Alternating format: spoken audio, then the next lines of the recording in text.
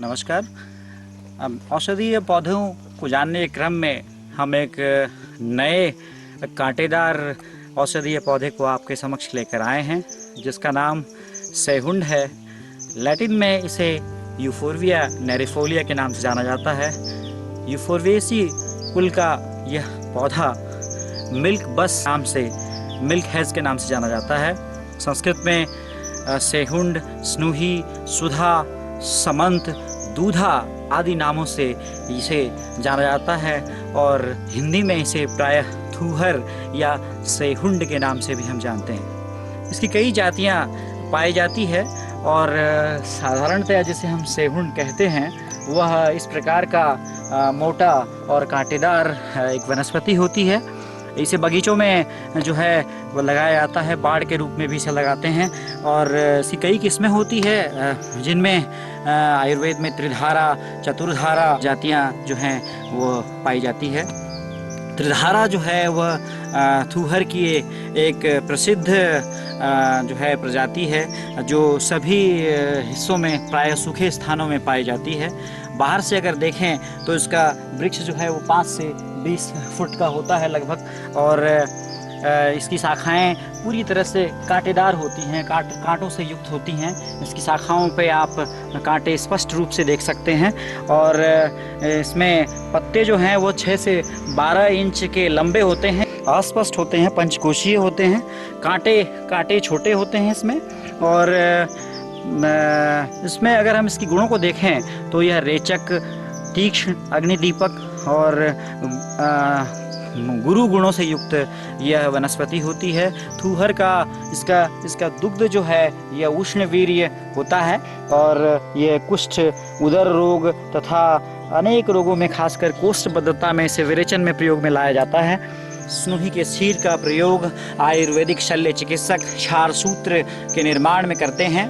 थूहर का दूध, यह दूध उष्ण वीर्य, स्निग्ध, हल्का, गुल्म, कुष्ठ, उदर रोग को हरने वाला होता है।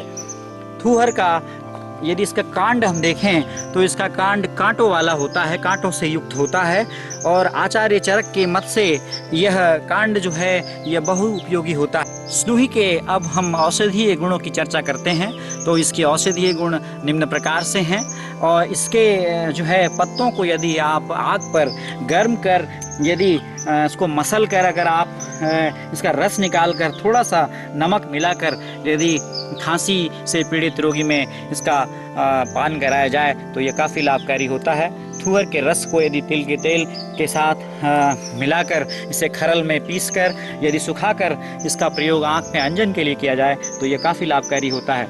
इसके कोमल कांड को यदि आग में गर्म कर इनका रस निकाल कर इसे गुड़ में मिलाकर यदि बच्चे को पिलाया जाए तो बच्चे में जो है इसकी मृदु वामक और विरेचक प्रभाव मिलते हैं, जिससे कास यानी खांसी में लाभ मिलता है। इसका साग बनाकर भी खाने से कफ और श्वास रोगों में लाभ मिलता है। साथ साथ 10 से 20 ग्राम इसके दुग्ध को 10 से 20 ग्राम की मात्रा में यदि निकाल कर इसका प्रयोग सीधे इसको जो है सरसों के तेल में पकाकर इसे 2 से 2 बूंद जो है इसे कान में डाला जाए तो इससे रोगी में कर्ण रोगों में काफ़ी लाभ मिलता है।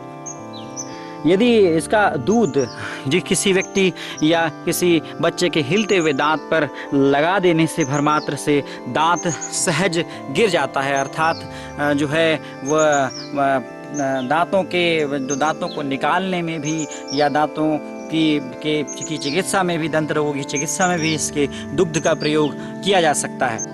इसका स्वरस निकाल कर यदि सरसों के तेल में मिलाकर इसे त्वक रोगों में यदि स्थानिक रूप से प्रयोग कराया जाए तो त्वक रोगों में भी इससे काफ़ी लाभ मिलता है।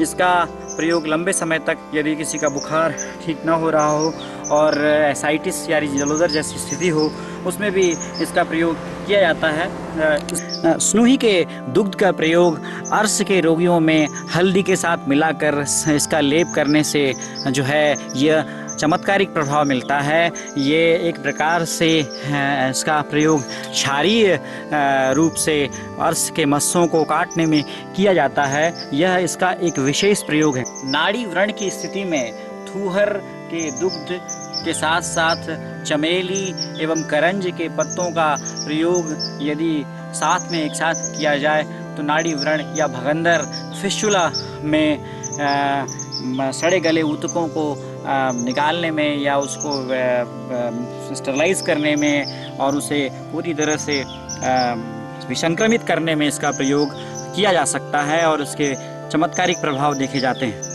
मांसपेशियों की किसी भी प्रकार की सूजन में केवल सूजन के स्थान पर इसके दुग्ध का लेप करने मात्र से काफ़ी लाभ मिलता है। कहा तो यह भी जाता है कि जिस घर में इस त्रिधारा की वनस्पति को छत पर लगाया जाता है तो उस घर में जो है वो तड़ित का आघात नहीं होता। तो इस प्रकार से यह बहुतायत और रूप से पाए जाने वाली विभिन्न गुणों से युक्त ये औषधि आपके घरों में जिसका प्रयोग बाड़ में या किनारों में किया जाता है, यह एक अद्वितीय वनस्पति है और साथ साथ यह औषधीय गुणों से युक्त है। तो इसी प्रकार हम अगले क्रम में फिर किसी नई वनस्पति के साथ आपके सम्मुख उपस्थित होंगे। धन्यवाद।